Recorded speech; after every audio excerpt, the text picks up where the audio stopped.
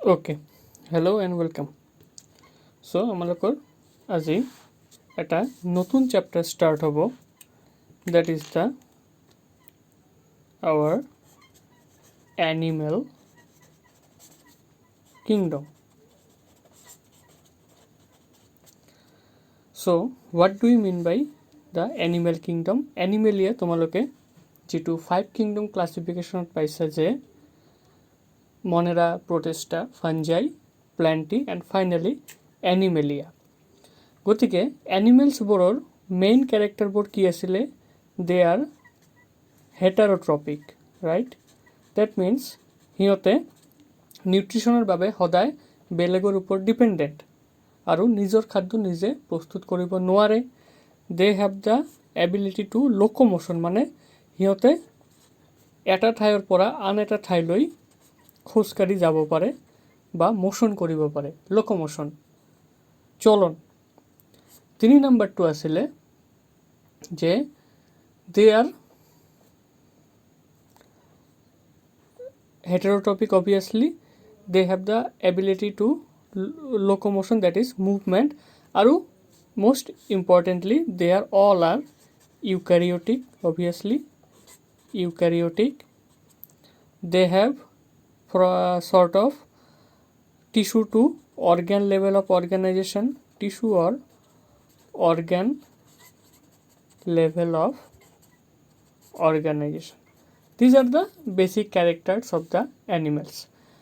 এতিয়া এই চেপ্টাৰত তোমালোকৰ কি ষ্টাডি কৰিব লাগিব যে আমালোকৰ এনিমেল কিংডমত কি কি ডিফাৰেণ্ট টাইপ অফ এনিমেল আছে, কি কি পৰ্ব আছে এনিমেলৰ, হোৱাট আৰ দ্য ডিফাৰেণ্ট ফাইলাম, আৰু ফাইলামৰ ভিতৰত কি কি ধৰণৰ প্ৰাণীবোৰ ইচ ফাইলামত গ্ৰুপিং কৰা হৈছে। গতিকে আমালোকৰ যিটো এনিমেল কিংডম তোমালোকে বুজি পোৱা যে সেইটো বহুত ডাইভাৰ্ছ, মানে বৈচিত্ৰ্যপূৰ্ণ। Starting from small animals to the large elephant, it is very much diverse. গতিকে এনিমেলবোৰক যদি ক্লাছিফিকেশ্যন কৰা হয় so' that we can study them better, তেনেহ'লে ক্লাছিফিকেশ্যন কৰাৰ এটা বেছ লাগিব যে কি কি কেৰেক্টাৰ বা কি কি ক্ৰাইটেৰিয়া হ'ব যে ক্লাছিফিকেশ্যন, এই ক্ৰাইটেৰিয়া অনুযায়ী ক্লাছিফিকেশ্যনবোৰ কৰিব লাগিব। চ' আজি আমালোকে যিটো ডিছকাছ কৰিম যে ক্লাছিফিকেশ্যনটো কৰিম, কিন্তু ক্লাছিফিকেশ্যনৰ আগত কি কি ক্ৰাইটেৰিয়াবোৰ কনচিডাৰ কৰা হৈছে।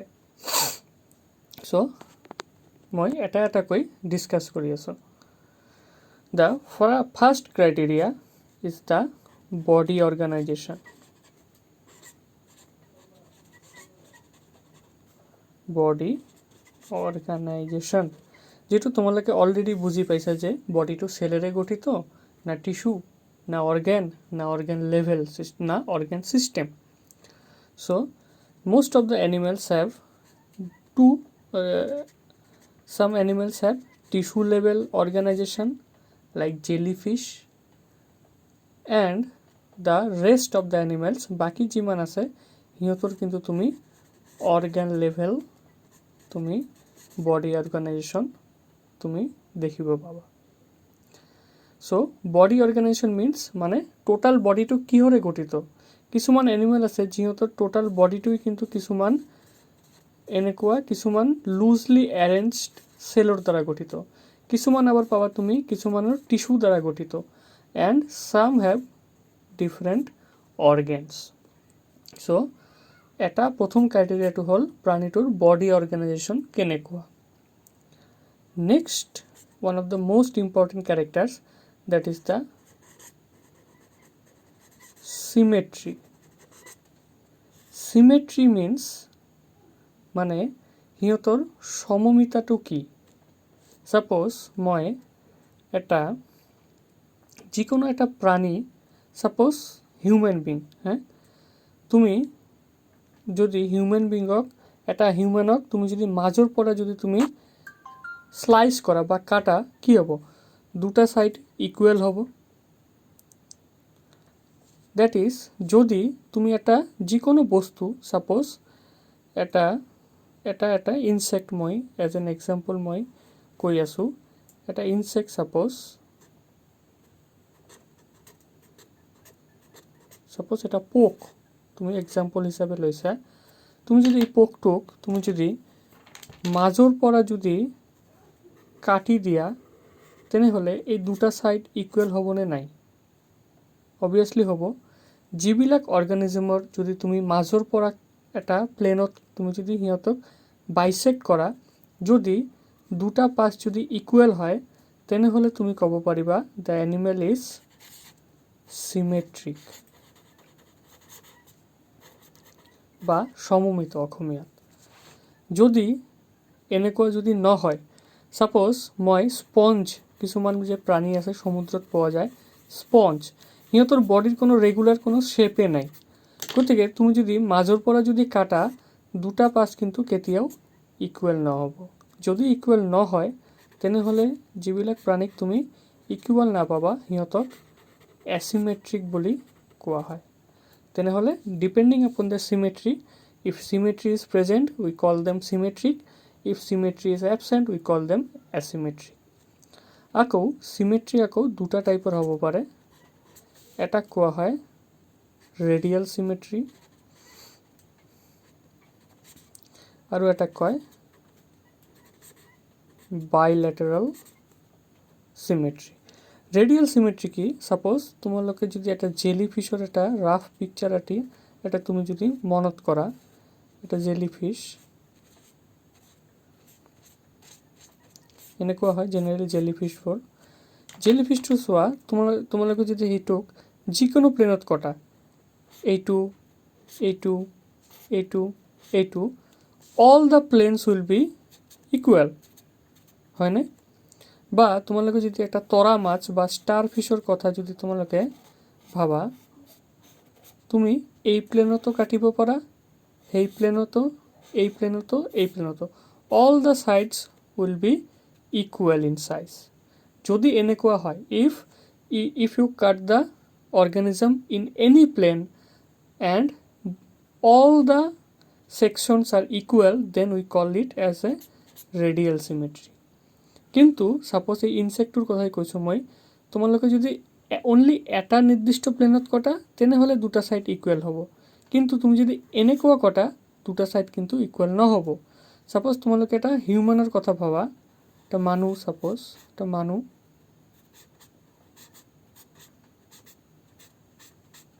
সাপোজ এটা মানুহ যদি থাকে, যদি এই প্লেনত তুমি যদি কাটি দিয়া তেনেহ'লেই অকলে ইকুৱেল হ'ব, কিন্তু এই প্লেনত কাটিলে কিন্তু ইকুৱেল নহ'ব। এই ফৰত কি মাথাটো, এই ফৰত ভৰিটো, গতিকে এটা প্লেনতে ইকুৱেল হ'ল only this plane, that is why bilateral সিমেট্ৰি।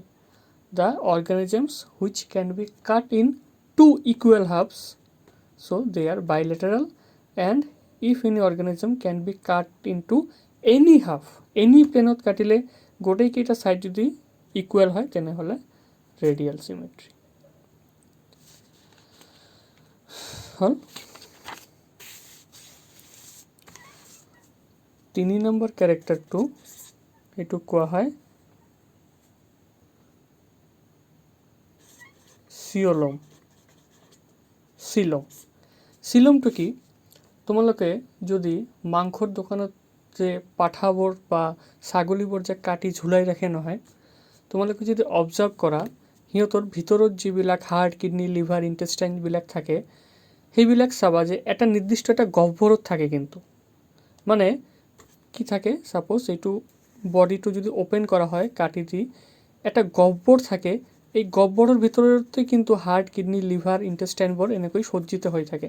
এনেকুৱা নহয় হাৰ্টটো ইয়াত বা কিডনিটো ইয়াত, all the organs are suspended in a particular cavity, body cavity. যদি বডি ক্যাভিটি যদি তুমি, the body cavity is actually the coelom. যদি বডি ক্যাভিটি বা সিলোম যদি প্রেজেন্ট হয় এনিমেলবোৰৰ, তেনেহ'লে কোৱা হয় এনিমেলবোৰ সিলোমেট। যদি এনেকুৱা যদি নহয়, সাপোজ তোমালোকে যদি এটা পৰিফেৰাৰ কথা ভাবা বা স্পঞ্জ, সিহঁতৰ তো বডি অৰ্গানাইজেশনই সেলুলাৰ লেভেল, সিহঁতৰ তো সিলোম থাকার প্রশ্নই নাই। যদি সিলোমটো অ্যাবসেন্ট থাকে তেনেহ'লে তুমি ক'বা যে দে আর অ্যাসিলোমেট। বুজি পাইছা? নেক্সট ক্যারেক্টার 4 নম্বৰ, এইটো কোৱা হয় এমব্ৰায়োনিক লেয়াৰ্স। মনত ৰাখিবা, যিকোনো বস্তু যে ভ্ৰূণৰ পৰা যে সৃষ্টি হয় নহয়, কি হয়, সাপোজ ভ্ৰূণটো আছে, এই ভ্ৰূণটোৰ পৰাই কিন্তু যিকোনো বস্তু অৰ্গানিজমৰ সৃষ্টি হয়। এতিয়া এই যে ভ্ৰূণটো আছে, এই ভ্ৰূণটোত না 3টা স্পেসিফিক লেয়াৰ থাকে। একেবাৰে বাহিৰৰ লেয়াৰটোক কয় এক্টোডাৰ্ম, আৰু একেবাৰে ভিতৰৰ লেয়াৰটোক কয় endoderm. Endo means inner, endoderm. আৰু মনত ৰাখিবা, যিমানখিনি আমালোকৰ হাৰ্ট, কিডনি, লিভাৰ, যিমানখিনি অংগ প্ৰত্যংগ আছে, এই জাৰ্ম লেয়াৰবোৰৰ পৰাই কিন্তু সৃষ্টি হয়। তেনেহ'লে ভিতৰৰখিনিক কোৱা হয় এন্ডোডাৰ্ম, বাহিৰৰটোক এক্টোডাৰ্ম, আৰু মাজৰ যিটো লেয়াৰ আছে তাক কোৱা হয় মেজোডাৰ্ম। এতিয়া কেতিয়াবা কি হয়, কিছুমান প্ৰাণীৰ অনলি এক্টোডাৰ্ম আৰু এন্ডোডাৰ্মটো প্ৰেজেণ্ট, মেজোডাৰ্মটো এবচেণ্ট। এনেকুৱা প্ৰাণীক কোৱা হয় ডিপ্লোব্লাস্টিক, মানে diploblastic. Only 2 germ layers present, only 2 germ layers, মানে এক্টোডাৰ্ম আৰু এন্ডোডাৰ্ম প্ৰেজেন্ট বাট নো মেজোডাৰ্ম। আনহাতে যদি এনেকুৱা হয়, যদি এক্টোডাৰ্ম, এন্ডোডাৰ্ম আৰু মেজোডাৰ্ম তিনিটাই প্ৰেজেন্ট হয়, তেনেহ'লে সিহঁতক কোৱা হয় triploblastic. They are having 3 germ layers. So organisms having only 2 germ layers are known as diploblastic, and organisms having all the 3 germs layer, that is ectoderm, endoderm and mesoderm, are known as triploblastic. আৰু এটা কথা, 5 number ক্যাৰেক্টাৰটো হল segmentation. Segmentation মানে বডিৰ খণ্ডীভৱন। কিছুমান প্ৰাণী আছে, suppose jellyfish, পৰিফেৰা, সিহঁতৰ বডিৰ ভিতৰত না কোনটো হেড, কোনটো পেট, কোনটো ভৰি তুমি চিনাক্তকৰণ কৰিব নোৱাৰা। ঠিক আছে, মানে দেহত কোনো খণ্ডীভৱন নাই, নিৰ্দিষ্ট খণ্ড নাই কোনো, বা সেগমেন্ট নাই। বাট সিহঁতক কোৱা হয় নো সেগমেন্টেশন বুলি কোৱা হয়। বাট ফ্ৰম অ্যানিলিডা বা বলয়ী প্ৰাণী, কেঁচু বা কিছু যদি চোৱা তোমালোকে চাবা যে বডিটো না এনেকুৱা ring ring ring ring structure হয়। দ্যাট মিন্স বডিৰ ভিতৰত এটা নিৰ্দিষ্ট খণ্ডীভৱন কিন্তু প্ৰেজেণ্ট। দেহটো এনেকুৱা এনেকুৱা খণ্ড খণ্ড এনেকুৱা হৈ থাকে। আৰু প্ৰতিটো খণ্ডৰ পৰা তোমালোকে পৰৱৰ্তীকালে চাবা যে যিবিলাক আৰ্থ্ৰোপোডা বা পোক মাকড়, এই খণ্ডৰ পৰাই কিন্তু লেগবিলাক এৰাইজ কৰে। দ্যাট ইজ সেগমেন্টেশন যদি খণ্ডীভৱন যদি বডিত থাকে তেনেহ'লে কি কম সেগমেন্টেশন প্ৰেজেন্ট। যদি কোনো খণ্ডীভৱন নাথাকে তেনেহ'লে segmentation absent. So the last character and most important character is presence of notochord. Presence of notochord. নটকটটা এতিয়ালৈকে তোমালোকে ধৰি ৰাখা, যিবিলাক প্ৰাণীৰ এটা মেৰুদণ্ডৰ নিচিনা এটা পিঠৰ ভিতৰত মেৰুদণ্ডৰ নিচিনা এটা টিউবৰ নিচিনা থাকে, সিহঁতক কোৱা হয়, সেইটোক কোৱা হয় নটকট। এতিয়া যদি নটকটটো প্ৰেজেণ্ট থাকে প্ৰাণীবোৰত তেনেহ'লে কোৱা হয় কৰ্ডেট। ইফ নটকট ইজ প্ৰেজেণ্ট তেনেহ'লে কোৱা হয় কৰ্ডেট। কিন্তু যদি নটকটটো এবচেণ্ট থাকে তেনেহ'লে কোৱা হয় নন কৰ্ডেট। নটকটক অসমীয়াত পৃষ্ঠদণ্ড বুলি কয়। এইটো কিন্তু ভাৰ্টিব্ৰেল কলাম বা ৰাজহাড়টো নহয়, কিন্তু ৰাজহাড়ৰ আগৰ অৱস্থাখিনিক কোৱা হয় নটকট, যেটো আমালোকে পিছত পঢ়িম একচুৱেলি। নটকট বা পৃষ্ঠদণ্ড, পৃষ্ঠদণ্ডটো যদি প্ৰেজেণ্ট থাকে তেনেহ'লে কৰ্ডেট বা পৃষ্ঠদণ্ডী, যদি এবচেণ্ট থাকে তেনে নন কৰ্ডেট বা অপৃষ্ঠদণ্ডী। ভাৰ্টিব্ৰেল কৰ্ডেটবিলাক মানে সিহঁতৰ পিঠিৰ ভিতৰত এটা কাৰ্টিলেজেৰে তৈৰি এটা নিৰ্দিষ্ট ছাপোৰ্ট দিয়াৰ বাবে এটা নটকৰ্ড আছে আৰু যিবিলাক নন কৰ্ডেড যেনেকুৱা পোক মাকৰ কেঁচুৱা বাকীবিলাক যিবিলাক অৰ্গেনিজম আছে যিবিলাক লোৱাৰ গ্ৰেড অফ অৰ্গেনিজম সিহঁতৰ কিন্তু নটকৰ্ড নাই গতিকে দে আৰ নন কৰ্ডেড চ' এই যে কেৰেক্টাৰবোৰ মই ক'লোঁ আজি বডি অৰ্গেনাইজেশ্যন চিমেট্ৰি দেন